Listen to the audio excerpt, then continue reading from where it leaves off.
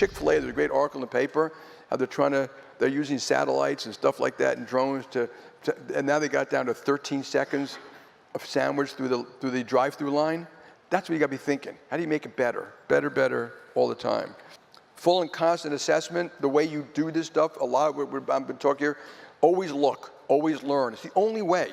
Look at competition, go to other companies, go to their branches, go on the road trips, take people out, take each other, when you go out, take management teams to dinner. When you see clients, you want to, when they tell us that we're making a mistake, it's a gift. And by the way, very often they tell you that's a mistake, but it's not your area, and some people just tend to ignore it. No, write it down and then send it to the person. Always acknowledge your mistakes. You'll learn a lot having wine at the bar with people. And then it's okay to be a fast follower. Like, we are in our own echo chamber sometimes.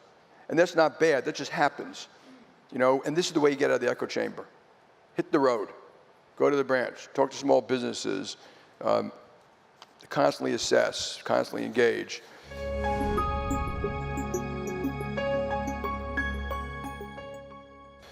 You have to have great controls, constantly review financial operational detail. And always, you can't, that's a discipline, that's like exercising.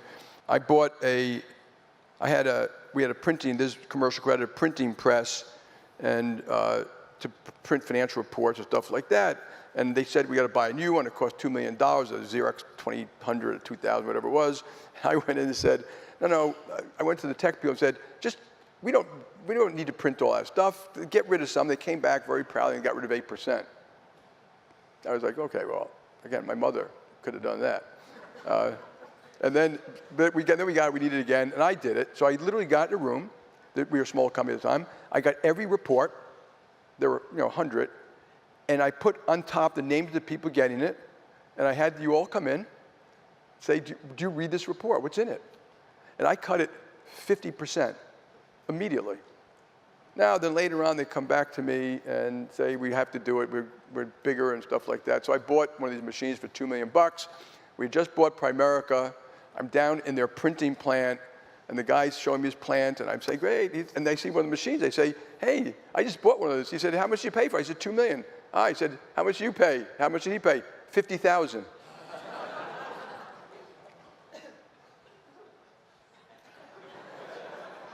You know why? He bought it from a bankrupt company. It was still in the box. That's all. And let's do that a little bit every now and then.